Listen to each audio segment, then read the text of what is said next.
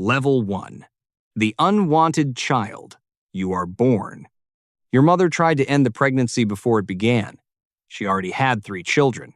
No money, no room, no plan. She mixed something herself and drank it, hoping you survived anyway, as if survival was already the point. The year is 1985. The island is Madeira, a volcanic rock in the Atlantic. Beautiful from a distance, poor up close. Your father is a kitman at the local football club, a soldier who came back from the war in Africa and never fully came back. He drinks what little money there is. Your mother cleans houses before sunrise and cooks in other people's kitchens until dark. You share a bedroom with 3 siblings. Some nights there is enough food, some nights there isn't. You don't talk about the nights there aren't. You find a ball, not a real ball. Socks, wrapped tight, taped round. You play on concrete until your knees bleed. You play until someone calls you in. Then you climb out the window and play some more. The island has no future to offer you. You are 5 years old and you have already decided you are leaving. Level 2. The boy on the boat. You are 12. Sporting CP sends a scout. 3-day trial. You are signed for £1,500. £1,500. That is what your family receives for sending their youngest child to a city 600 miles away. Lisbon is not Madeira. The academy boys speak differently, dress differently. Their parents drive cars. You open your mouth and they laugh. The Madeiran accent sounds like a different country, and to them, that's exactly what it is. You cry almost every day, not in front of anyone, in your room, at night, into a pillow that does not smell like home. Your family can afford to visit every 4 months. Between visits, you train. You train before breakfast, you train after dinner. You sneak out of the dormitory at night to use the gym when no one is watching. The coaches say you are too thin, too small, not physical enough. You write that down somewhere inside yourself and you do not let it go. Football is not a hobby. Football is the only way home. You just have to become good enough first. Level 3, the heart. You are 15. Something is wrong with the engine. Your heart races when you are sitting still. Not nerves, not excitement. A malfunction. A flutter that the doctors call tachycardia and your mother calls terrifying. They operate in the morning. A catheter threaded through your chest. A laser burning the part of your heart that misfires. Your mother sits outside the room. She has already lost so much. She cannot lose this too. You are back on the training pitch within days. Nobody asks you to come back that fast. You just do. The surgeons say the procedure worked. Your mother says it allowed you to run even faster. You say nothing. You just run. 3 years from now, you will sign for Manchester United. Right now, you are a 15-year-old with a scar on his chest and a point to prove to everyone who ever laughed at the accent. The heart that almost ended everything is now the thing that drives everything. Some people would call that irony. You call it fuel. Level 4, the stage. You are 18. Sir Alex Ferguson watches you destroy Manchester United in a pre-season friendly. Your own teammates find him afterward and tell him to sign you before someone else does. This has never happened before. Players lobbying their manager to buy the opponent who just embarrassed them. It says everything about what you are at 18. The fee is £12.7 million. Old Trafford holds 76,000 people. You wear the number 7. George Best wore it, Eric Cantona wore it. The weight of that shirt is not lost on you. You wear it like it was made for you. Back in Madeira, your mother watches on a television in a house that still has a tin roof. Your father is drinking somewhere. You are sending money home already, not because you have to, because you remember the nights there wasn't enough food. You will never let that happen again. You are 18. You are in England. You are not yet who you are going to be, but for the first time in your life, The whole world is watching, and you are not afraid of it. Level 5. The call. You are 20. The call comes during a Portugal training camp. Your manager, Scolari, pulls you aside. His face tells you before his words do. Your father is dead. Liver failure. September 2005. London. He was 51 years old. You fly to be with him before the end. You are there when it happens, and you make a promise standing beside that bed. You are going to be the best footballer in the world. You say it out loud. You need to say it out loud. Later, in interviews, you will try to explain it. I really don't know my father 100%. He was a drunk person. I never spoke with him, like a normal conversation. Years later, a journalist will show you a video. Your father, on Norwegian television, talking about his son with pride. You have never seen it before. You watch it on camera and you break. To be the number one, you say, and he doesn't see nothing.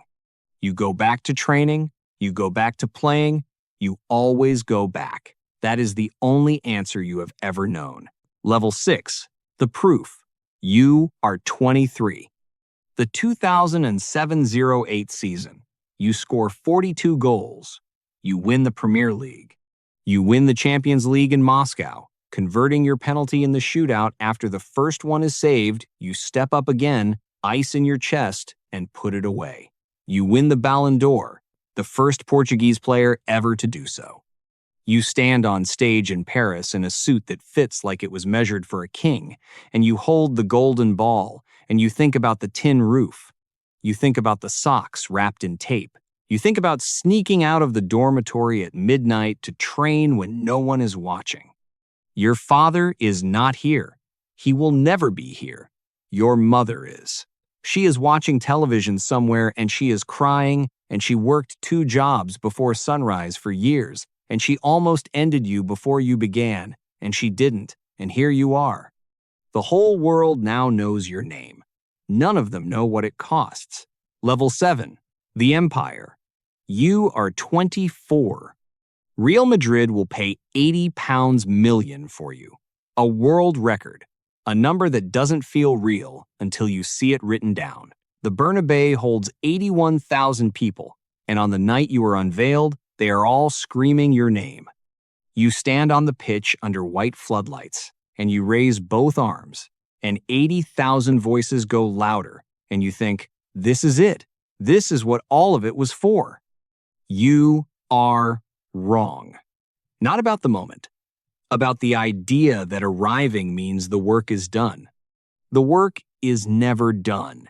That is the thing about becoming the best. You have to stay there. And staying there costs more than getting there ever did. 4 Ballons d'Or at Real Madrid, 4 Champions Leagues, La Liga, Copa del Rey, records that were thought permanent, broken. Your name is written over names that were supposed to last forever. And every single morning you are in the gym before anyone else. And every single night you are still there when they turn the lights off. Not because you have to be, because you cannot stop.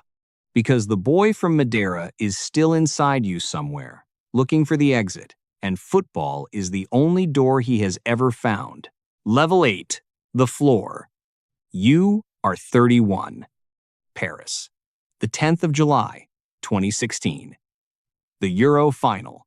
Portugal versus France. The biggest match of your international career. 12 years after crying as a 19-year-old when Greece beat you in Lisbon, you are here again. Captain, leader, the whole of Portugal on your back. 25 minutes in, Dimitri Payet's knee connects with yours. You try to continue. You go down again. You try a third time. Your body refuses the instruction. You are stretchered off the pitch, crying. The captain's armband leaves your arm. You sit on the touchline in a tracksuit and you watch. For the first time in a major final, you can do nothing but watch. And then something happens that has never happened to you before. Your teammates win without you. Eater, a substitute, a player nobody believed in, 109th minute. A strike from 25 yards. The net moves. France 0, Portugal 1. You run onto the pitch before the final whistle. You are crying again, but differently. You hold the trophy and you cry with your whole body. Not pretty, not composed, entirely human. 12 years. That is how long it took. And in the end, the trophy came to you on a night you could not even play. Make of that what you will. Level 9. The beginning of the end. You are 37. Qatar, 2022. The World Cup. Everyone says this is your last chance. You have heard last chance before. You ignore it the same way you have always ignored things that are not inside your control. But something is different now. The manager drops you, not just once, for the biggest matches. A younger player takes your shirt and scores a hat trick, and the crowd does not seem to miss you. You come off the bench.